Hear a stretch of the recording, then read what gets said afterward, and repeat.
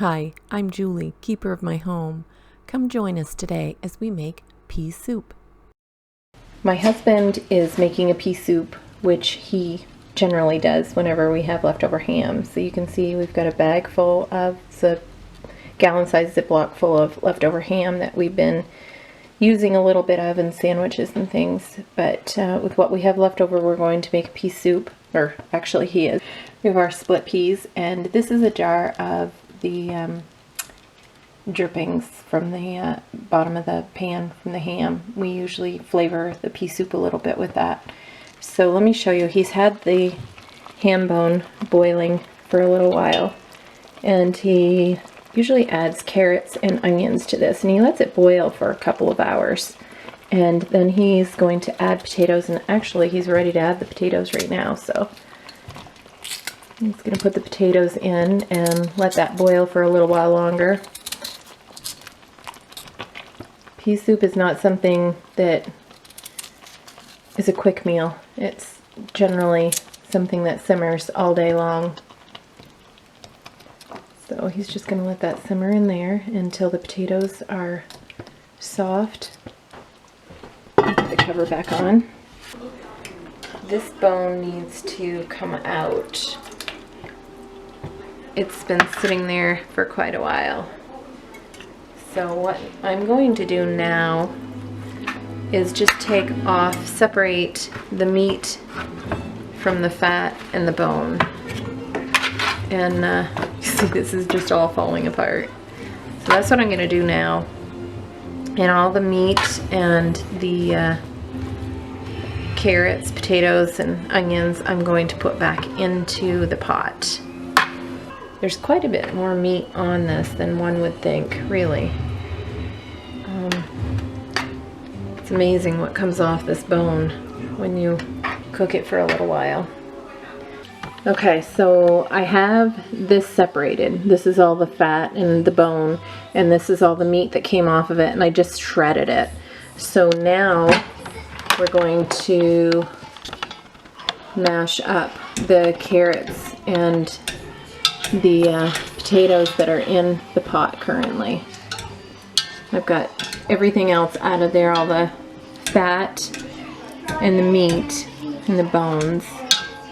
So it's just the broth, the potatoes, and the carrots and onions. Ideally, I do not like to use metal in this pan because it scratches, but I do not have a plastic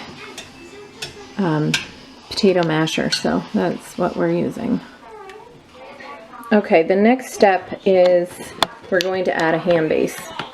This is something that we buy at an Amish store. It's just gives a pea soup more of a ham flavor. I mean, it already has a ham flavor, but just enhances it, and it tastes so good. This is something that you can use in a boiled dinner as well. We just like to use it. Okay, once he gets that all in there, we're going to add the meat. And we did cut up a little bit more ham, some more leftover ham that we had, because what was in there wasn't quite enough, so we added some more to it. Alright, so now we're also going to add a little bit of the broth from the baked ham. It's just kind of what the ham was sitting in. It's a little bit of the glaze. We let it set in the refrigerator overnight and skimmed all the fat off the top, so now it's all just pure flavor. And my husband does an amazing glaze for our ham. It's peach preserves, homemade peach preserves, and pineapple and brown sugar, and oh my gosh, it is so good. I am very fortunate that I have a husband who loves to cook. Okay, so now what we're going to do is add some dried peas. These are just green split peas. Okay, these will take about 45 minutes to an hour to soften.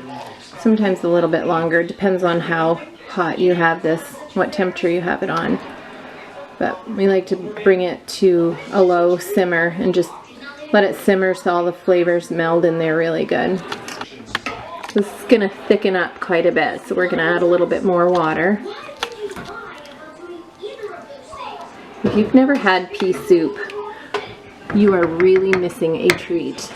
I do not like peas, but I love pea soup.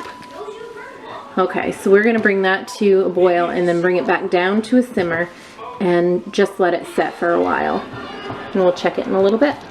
Okay, so this has been cooking for about an hour.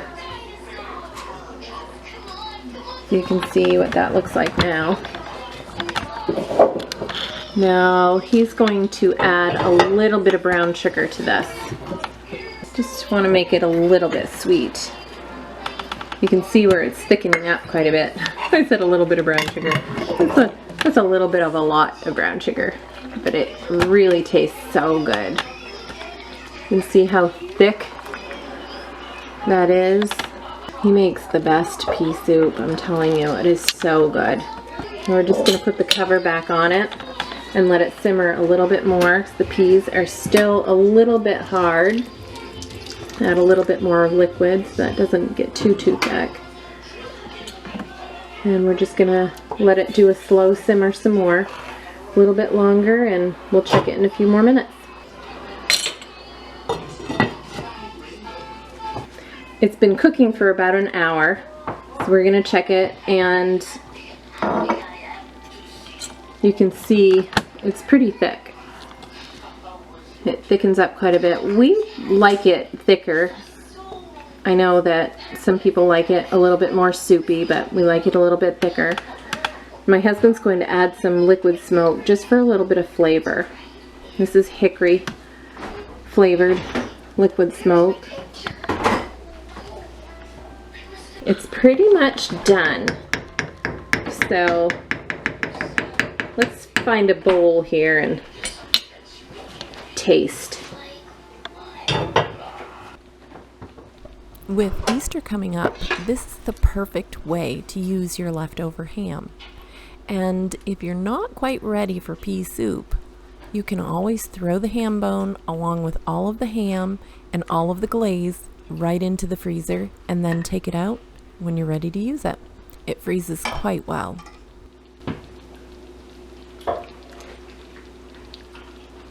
It's really, really hot, but it's really, really good. So that was how we make our pea soup. I hope you try it. I'm not sure how you make it. I've seen it made different ways. I actually just saw the other day that somebody had put it in a big baking dish and baked it in the oven. I'd never seen that done, so I may try that someday. But for now, this is the way we've been doing it.